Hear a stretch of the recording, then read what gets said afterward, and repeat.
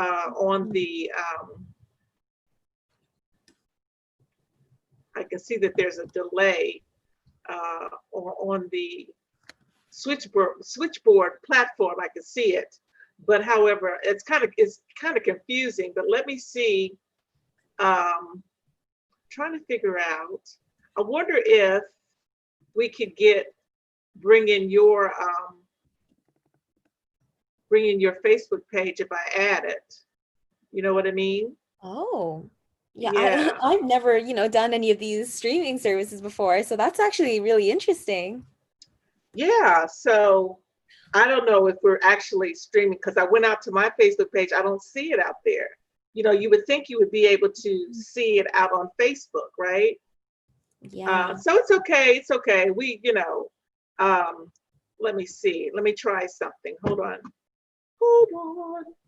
No worries. And can I also say, Janice, I love your earrings. Oh my gosh. Oh, I love like your listen, outfit. It's so pairing and it's so nice. listen. When you get to be my age, you got to do what you got to do. Mm-hmm, mm-hmm. You know what I mean? But Yeah, being at definitely. home with everybody being at home, you kind of get used to just kind of sweatpants or whatever. But at least from the waist up, you can look, you know what I mean? And it's okay to be, I just didn't want to look too crazy for you.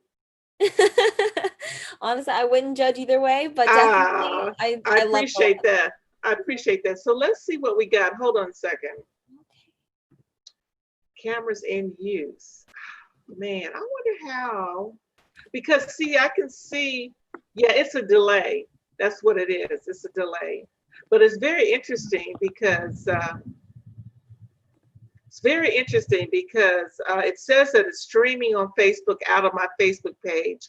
But I'm going to go on and copy your link and see if we can also stream out of that too. And we'll find out. We'll find out. Hold on. Copy. Hold on. New destination. Facebook. Okay, so hold on. Okay. Let's see if I can find a link because I want to put in a different link. Oh, okay. So you got to have a different password. Oh, okay. Oh. Hmm. It has to originate with the person who has the account. Okay, well, that's kind of weird. Yeah. But anyway, okay, so all right, we won't worry about it. We won't worry about it. What happened?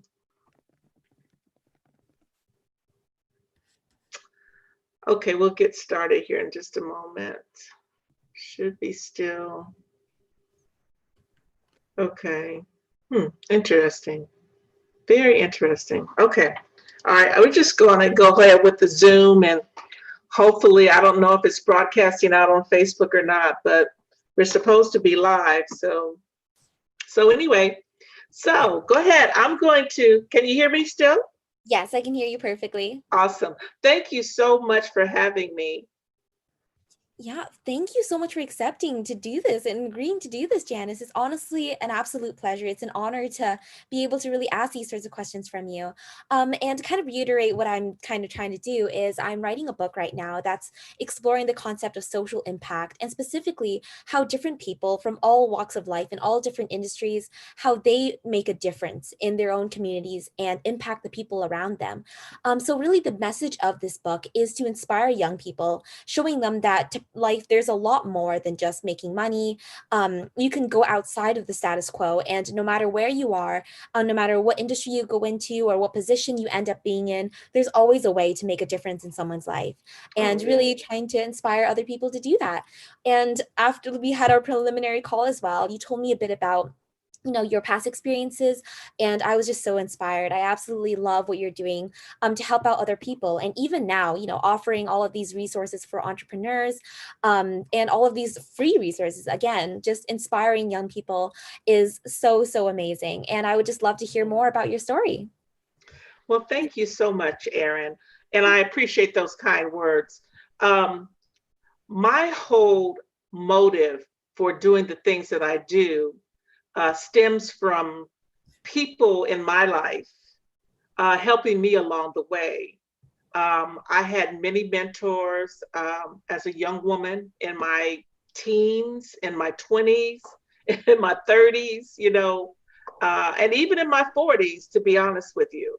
And so examples are very important.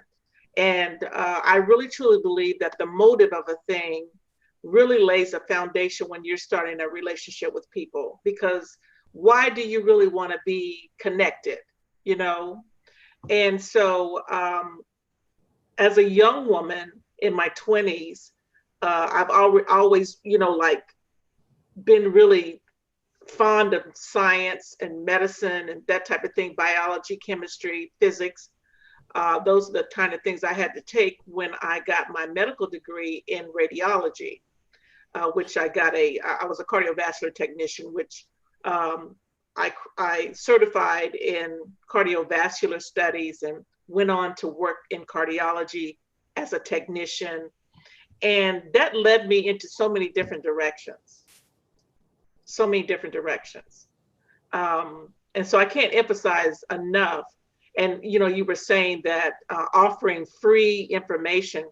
Uh, I found out that I had a gift to go out and find out things specifically, and it doesn't take me very long to do it because I've been doing it for a while. So I know exactly where to go, and it saves people time. Why should you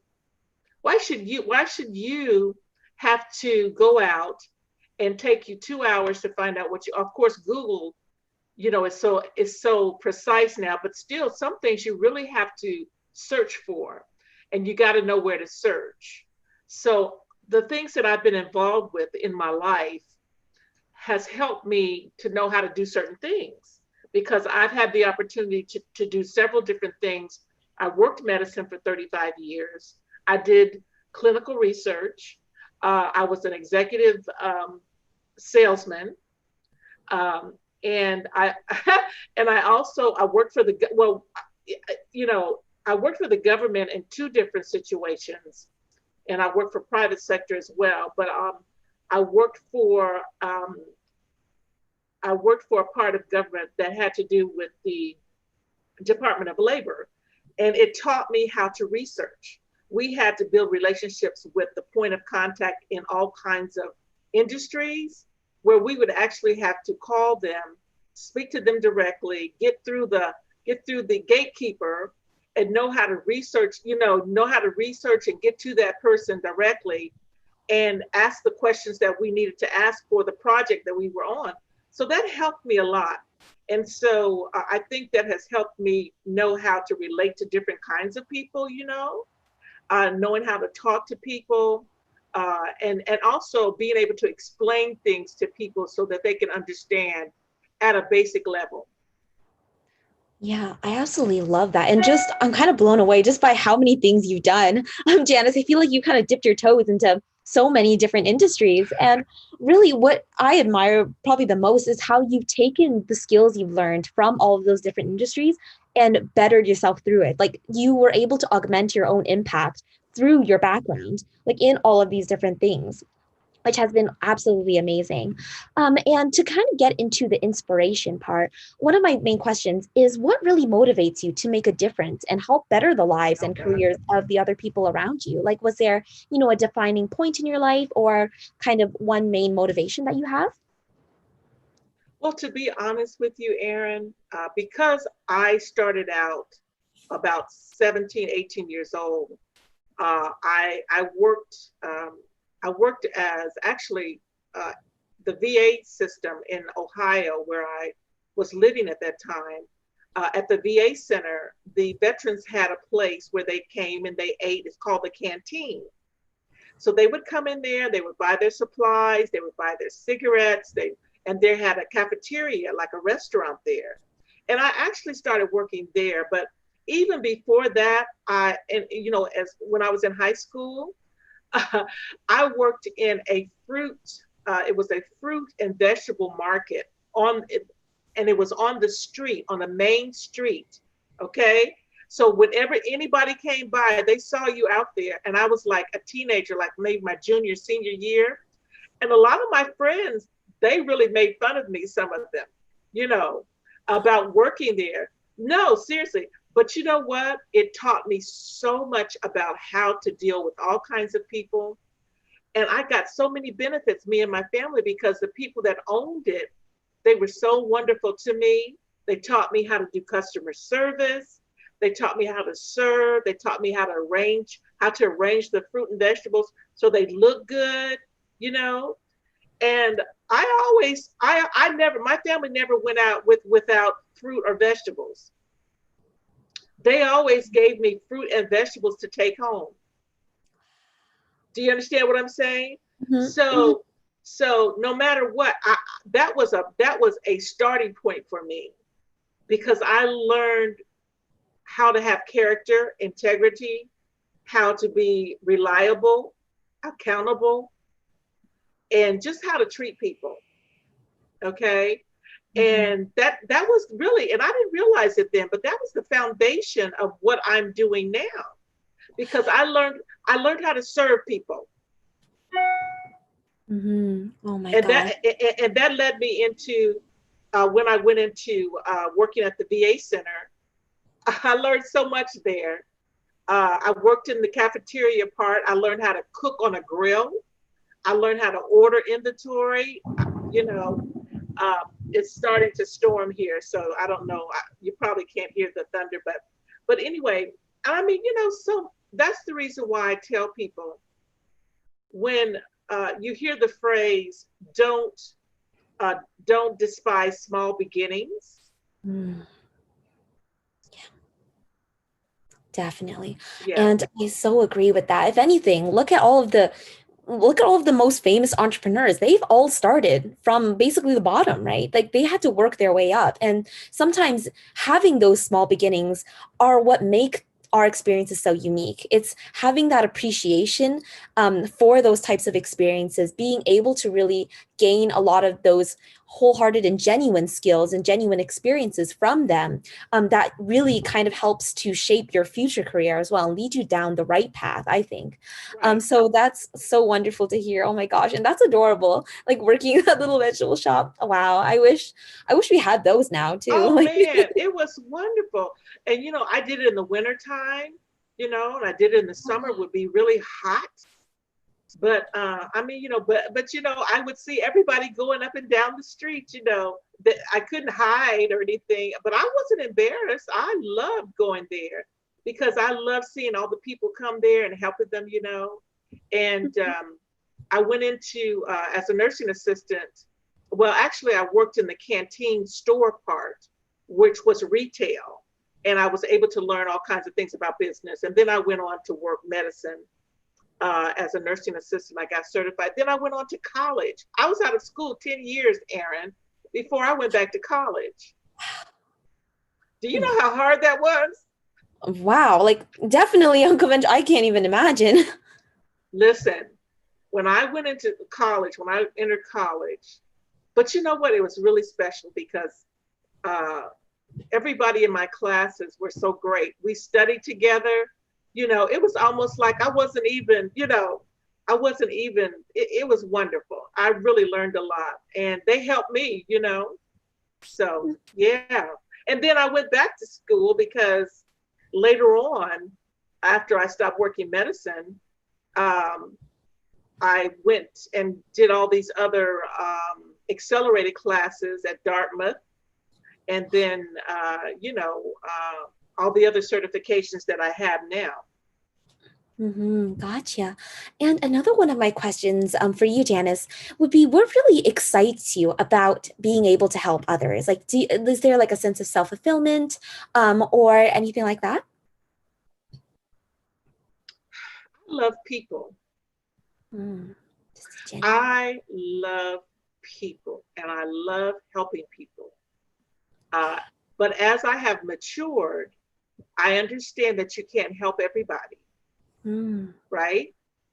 So people have to have a mindset that they want to be helped, number one. But also, too, there's accountability. there's integrity, there's honesty, there's all sorts of things that come into play when I start a relationship with people on that level. Because I do give a lot, but however, I believe that you should also want to invest in yourself. So there's some things that I do charge. And I think that that's right to do that, because it also builds. You should never think that you can get everything for free. Mm-hmm. No, no. And so there are some things that I do charge for some of my consulting and my coaching. I may decrease the price for certain people depending on who they are, what their situation is. But generally, I give an opportunity to do a payment plan, because I have all kinds of ways people can get my services and get my help. No, definitely. And it's like you said, like we do have to invest in ourselves as well, right? Like we can definitely give, but it doesn't decrease from our character if we also want to receive as well, right? It's kind of, I feel like it's definitely a two-way relationship many of the times as well. Not only do you gain that sense of self-fulfillment from giving, but in my personal opinion, by giving, you will also be kind of setting yourself up to gain other things as well. So definitely great that you recognize that, definitely. So kind of getting into the impact portion now, Janice, I was wondering, what does social impact mean to you? Like, what is your definition of social impact? Well, I believe that we all have a purpose. Uh, when we were born, even way before that, to be honest with you, because there's a purpose in who we are and why we made it through the birth canal. Mhm. To be honest, if you do a study on that, it's not easy for babies. Okay. I mean, coming through that birth canal, that's a feat. Yeah. I mean, just to think about it, even before that, I mean, not to be too graphic, but I mean, we're all adults. And so, just for the seed to get to the egg, I mean, you think about it's thousands and thousands of sperm that wants to get to that egg. And bam, there you are, Erin and Janice, right? Mhm. And I mean, then you got to go through 9 months gestation. Your mom has to carry you, you know. And so to me, that is just an awesome thing to me. And so once you do understand what your purpose is and what your destiny is and why you were really born, I think it's the most wonderful thing that could ever happen to an individual. Right? Mhm. Yeah. And so I don't know if that answered your question, but my responsibility, especially in this dispensation of my life, is to give back as much as I can, and especially to the millennial generation. I Mhm. love, I love, I love, I love everybody, but I'm really concerned about the 30 and under, all the way down to I have a granddaughter that's 15. So, you know, so Mhm. even that far down, okay. And so I try to relate to them and keep in contact. And, I'm not always, I like to listen. I think it's very important to listen before you Mhm. speak, Yeah, you know?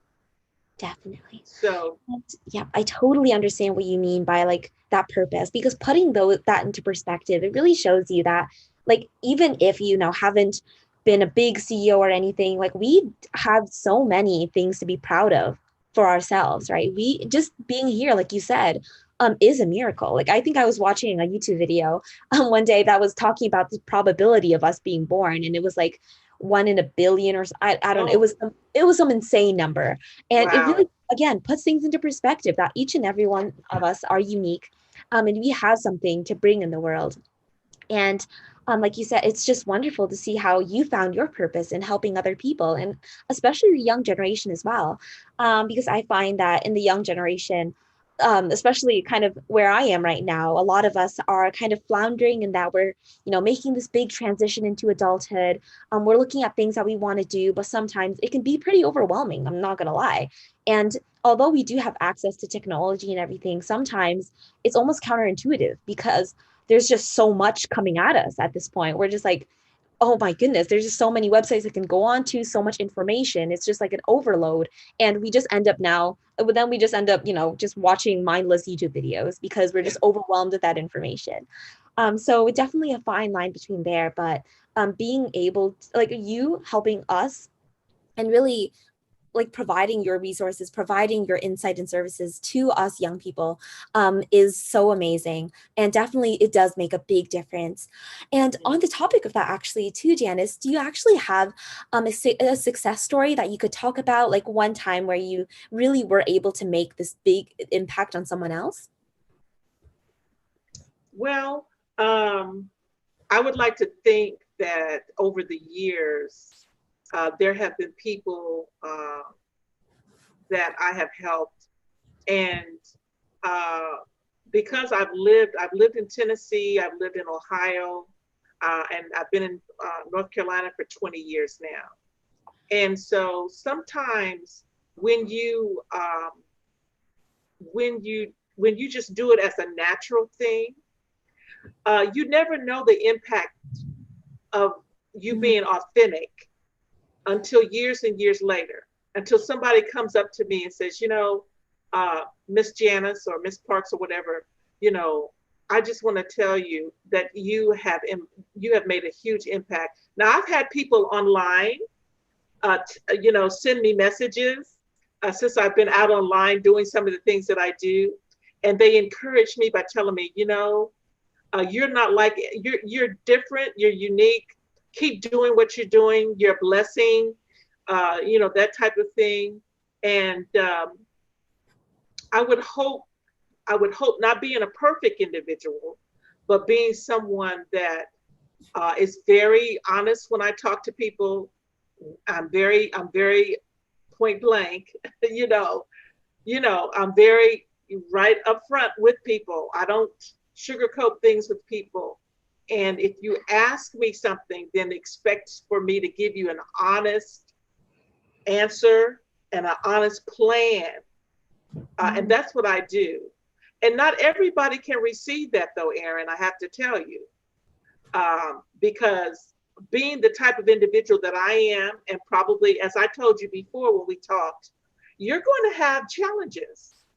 Mhm. Anybody that's different, anybody that has a unique calling on your life, you're going to be challenged by people who don't understand what you're doing. Mhm. Everybody's not going to be on your side. Everybody's not going to like what you say or what you do, Mhm. right? Uh, Exactly. I've had, even being out online, some of the statements that I make because of the mantle that I have in different areas, a lot of people get offended. Mhm. Yeah, they get offended because, see, not only do I operate in the business aspect of things, but I am also a minister. So I combine that mantle, um, and you know, there are people who just don't agree with that. And being a woman, you Mhm. know, but that doesn't bother me at all because I've been trained, I've been equipped, and my accountability does not come from men and women. Mhm. You understand what I'm saying? Definitely. Yeah. Say, for instance, for you, because of what you're doing, and I know it's not about you today. You're asking the questions, but even with your social responsibility and accountability that you have for sex trafficking for children, Mm-hmm. don't you think that it's going to be smooth sailing for you? You have to prepare yourself mentally to be strong. And some places you should not go, and some places you should, but you should always have some type of a meditative life, prayer life, whatever it might be, to make the right decision. So, yeah, I've had people come against me about certain things, certain statements I've made, and a lot of times people don't. I may not get asked to be in a lot of different circles because of the kind of approach that I take to business. You see, and so anyway, yeah. So you really have to make up your mind early. Mm. But the people that uh, have been appreciative of what I've done over the years have let me know in a lot of different ways. And I still have a relationship with a lot of people. And sometimes, we need to understand, as you can see in today's society, just because I don't agree with what you're saying, we can't uh, agree to disagree. Mm-hmm. Gotcha. Yeah. I don't know. Did that answer your question? No, definitely. And I just love also your insight about, being different because that's another big thing. If anything, innovation comes from the unconventional, right? I was watching a TED Talk actually, like during the beginning of quarantine, which is talking about, which was a social entrepreneur, basically telling people to embrace the crazy, really embrace your creativity, go outside of your comfort zone. Like, don't try to adhere to the norms or try to suppress your own views in view of someone else's, because really how we make a progress in our society, how we are able to develop and continue progressing is through challenging the norms that we have right now, right? To Yes. extend beyond our boundaries. And I feel like that's exactly what you're doing right now. And I so support you in that. And to Appreciate kind of that. add on to that topic too, Janice, another one big part of my book is around innovation. So can Mhm. you speak about how, kind of like you said, you kind of conduct business in a bit of a more different way? Can you talk about kind of how you differentiate yourself in the business world? Yes. So I'm really big on technology because even when I worked medicine, technology was something that, of course, medicine has embraced. And since I've been retired, there's so many different technologies that they use. But technology has brought us so far. Man has at their fingertips the ability to do so many different things. And that's why it really grieves me to see what's going on right now. We should not be in the situation that we're in. But it takes a person's mindset. That's very important. And I teach on that. That's really big with me. How you think, your mind, the way you think about things, and how you approach certain things in your thinking. We have to be careful. We have to have the right motives. We have to have the right information. We have to have the right knowledge. And if you're not seeking wisdom, you're going to be foolish in everything you do. I'm Mm-hmm. going to repeat that. If you're not seeking wisdom, you're going to be foolish in everything you do. Okay. Mm-hmm. So that's one thing.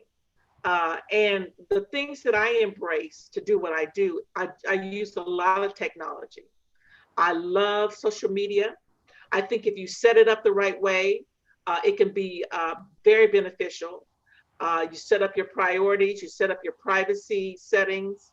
And then I don't have a lot of issues with getting a lot of crazy stuff out on Facebook or anywhere else. And I think I lost my stream on the platform on Switchboard. I don't know if it's the storm or not because we've got our screen is kind of fuzzy.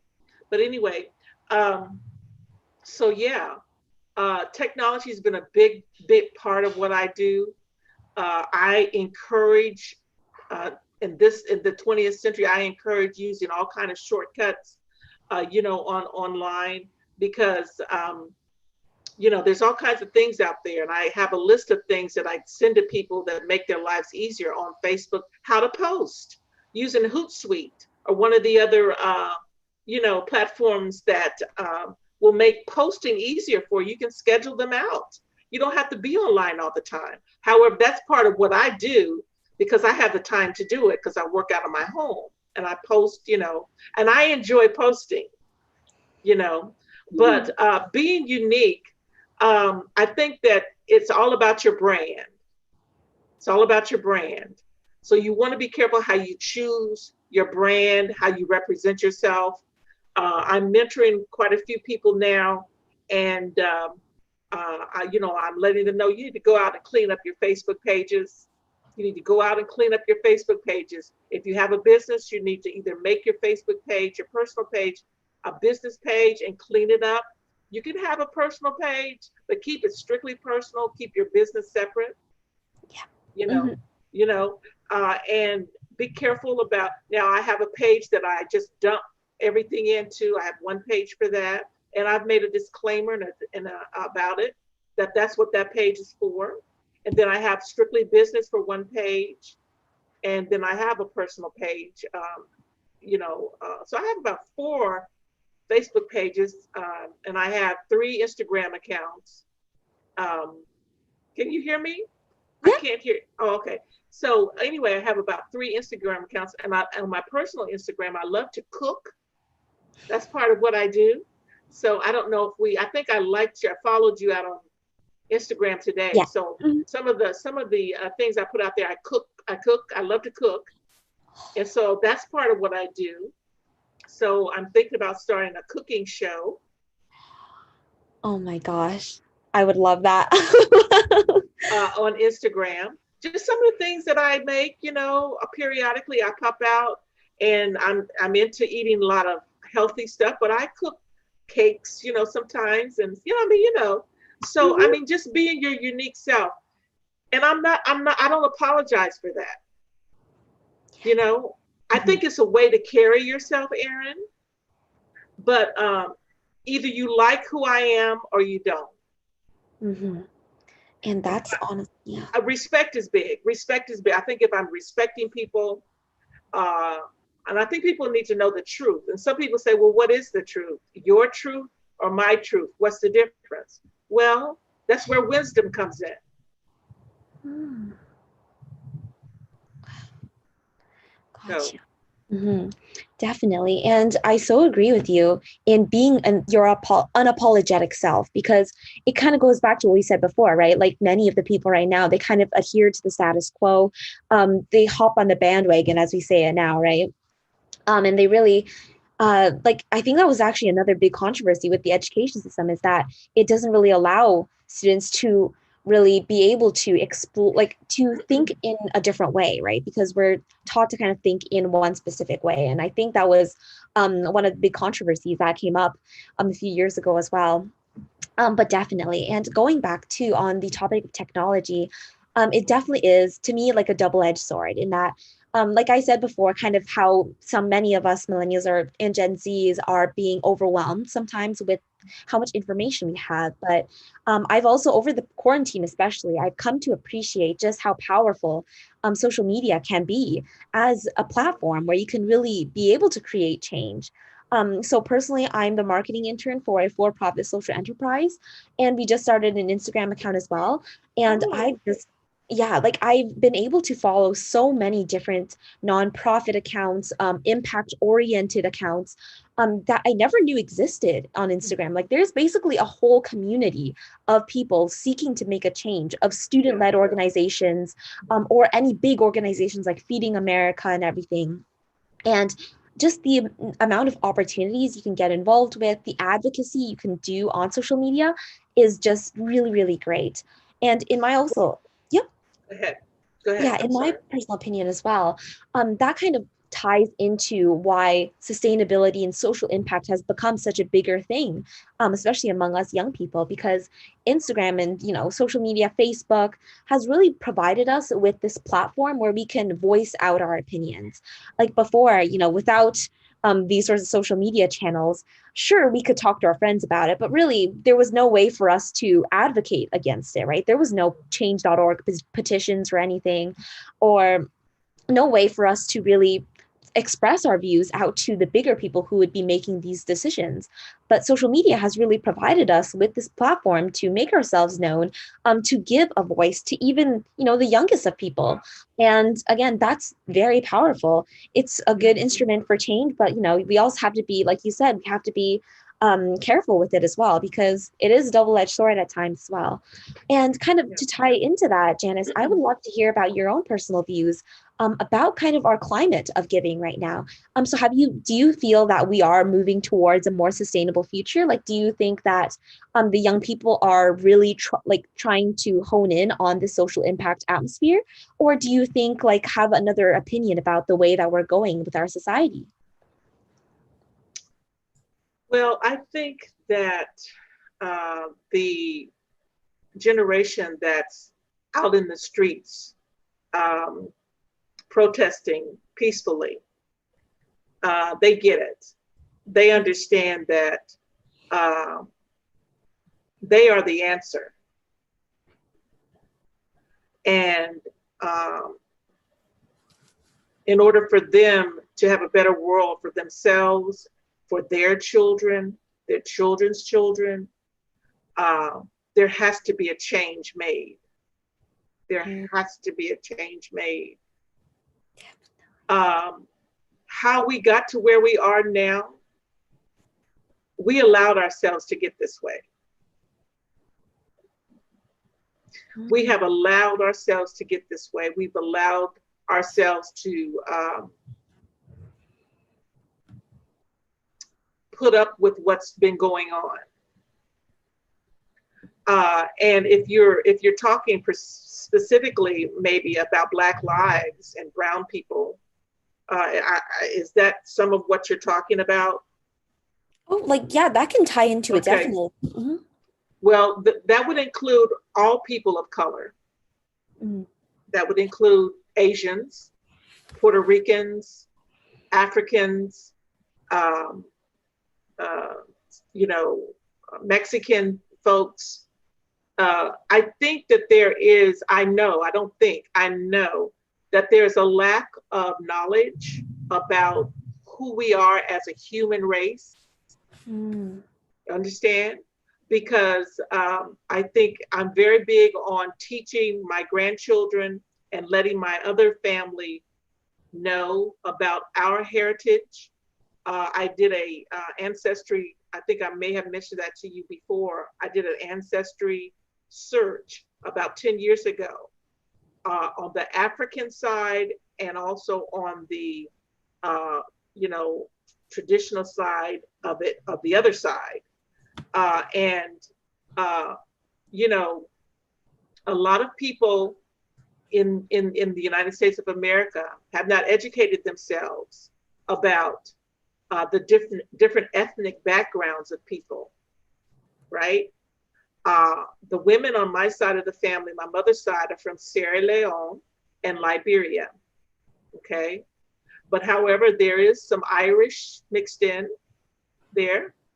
And I mean, really, I'm not gonna go too deep into it. I think I'm going to be on a panel soon that has really brought up some very key components that deal with Black America and how, if you think about it, Erin, and if people really understand, you think about a people that were sold into slavery by their own people. Mm-hmm.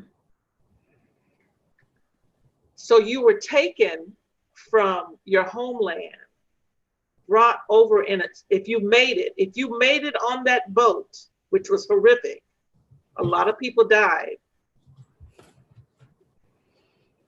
You didn't speak the language. Some of them were kings and queens. We come from kings and queens, and from Africa. People don't understand. You have to understand culture, and there's so much culture. You know, you've got all kinds of culture. And even back to the educational systems, the maps that were in the schools did not depict Africa in the way that they should be, because the land mass that they were taught in the schools was erroneous. Africa is a huge continent. Yeah. But it did not depict that in the schools, the maps. If you go back and research it, do some study. Okay, They noted. they were lying to our children about the size of the continent of Africa, because they, you know, they wanted to perpetuate a lie about the insignificance of the African people. So I'm going to get back to my point and I'm going to wrap it up. But if you think about bringing a people from another whole continent, it takes us even now, what, 16 hours for me to fly from here to South Africa. They were on boats. Never been on a boat like that, coming across the the world like that. And they were all bunched in together down in the bottom of a boat. You had to use the bathroom and eat in the same spot. Yeah, you need to, people need to really get a really good understanding of how all that worked.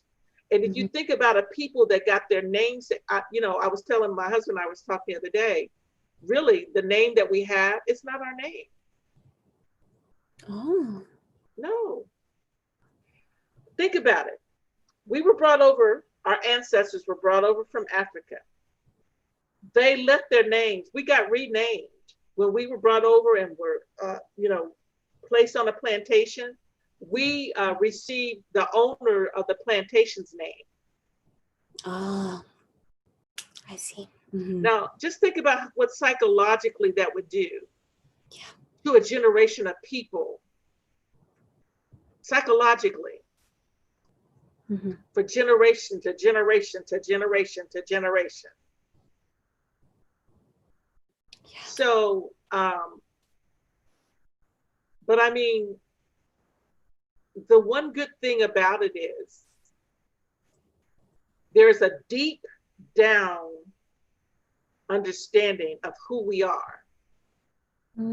There's something about what has been placed in us from a divine perspective, that we've never forgotten who we were.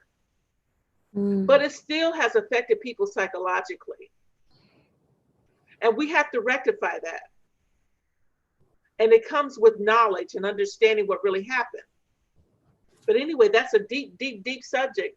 It's a deep subject. And it's something that we as a ethnic group have to come to grips with and understand what really happened.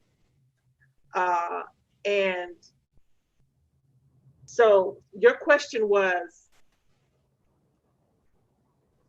I believe you asked me, how did I come to this? Repeat the question, because I went off on that because it has incorporated who I am. You understand what I'm saying? Yeah, no, definitely. Yeah, and I have I have had some racial discrimination in my life.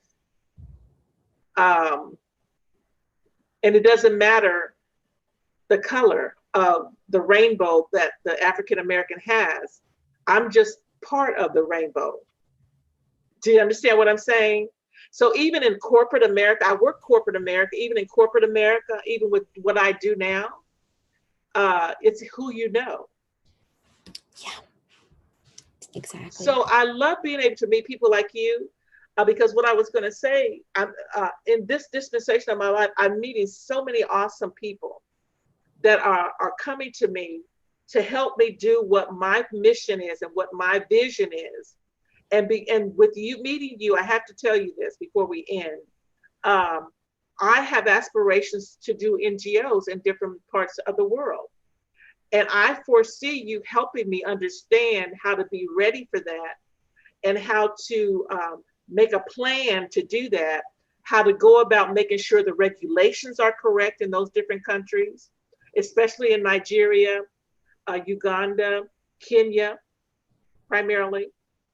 And we want to feed people. We want to be able to put shoes on little children's feet. We want to help people have gardens. Like they do a, what do you call it? It's uh, when you have like a center where they do a garden and they're able to grow different food for the community, and the community can come and and either they can buy the food, they can buy the vegetables. It's at it's at reasonable prices. They do it as a business. I would love to be able to do that as a business, help them do that as a business. And have warehouse, have a building where they can go and get clothing and shoes, and all of that be donated. And then we could put that revenue back into that community there in those cities Mhm. to help other people. Yeah, and I love that model. Definitely. It sounds basically like a social business. It's like, you're earning a profit, but you're reinvesting that money back into the community. And honestly, that's something that's really, really grown to become something a lot more prevalent nowadays. Like people are seeing the power and the impact, the potential that social enterprises can have. And definitely, I would love to support you in any way that I can, Janice. And Yeah. to, I guess, before we end as well, do you have any, last kind of best practices or words of wisdom that you would give for anyone really seeking to also make an impact on the community, or any tips for young people? I would say to people of any age, um, understand who you are first, Mm. and then get a grasp of what gifts you have that you can offer as solutions. Because we don't need another speech. We don't need another. We need solutions. We need solutions to the issues at hand. And if I could even work with someone that has, I don't have all the solutions, but I do have some.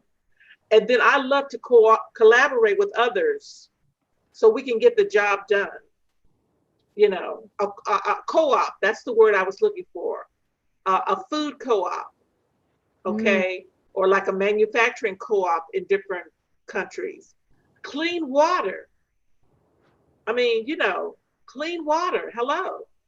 Mhm. Yeah. So first of all, know who you are. Second of all, find out what gifts you have that you can give back, and go for it, and collaborate with people. Yeah, and I absolutely love those things. It's definitely, like you said, like being able to, again, discover your purpose, knowing who you are.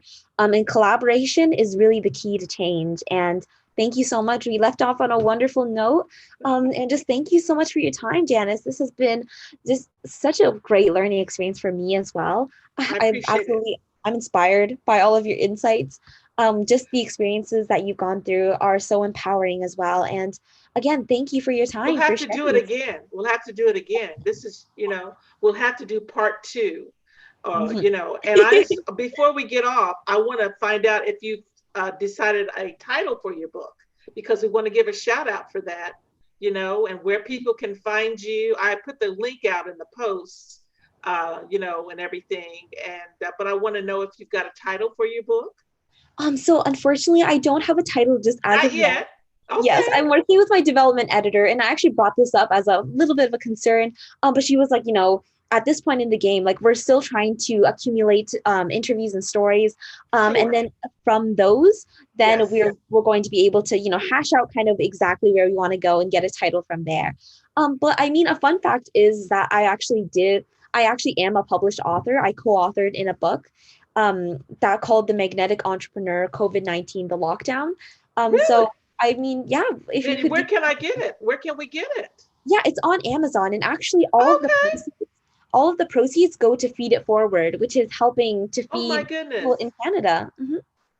Oh my goodness. Well, you know what? You should. Okay, so you have to send me the name, and Yeah. I will certainly put it out there on all of my social media platforms, and I'll go out and buy the book. And actually, what I like to do, I like to buy several books with people who are mentoring and give them so they can read.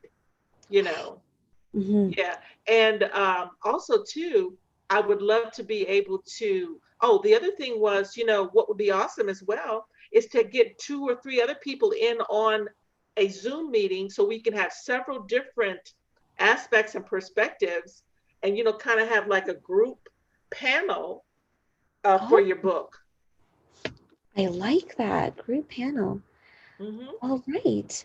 Yeah, we can actually definitely think about how we could do that. Even like a masterminding session too. Like so far I've actually done quite a lot of interviews with just Okay. amazing people. Like everyone I've met, especially people who are impact oriented, I feel they just have so much to give and just have that genuine passion about giving and helping others.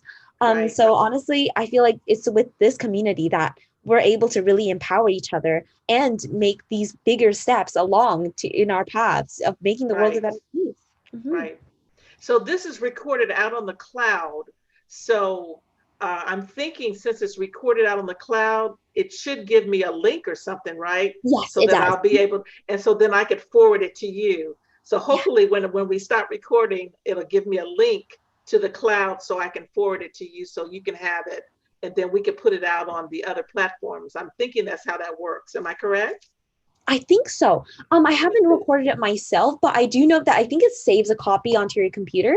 So I think, yeah, it should Well, definitely. it asked me, did I want to do it in the cloud or on my computer?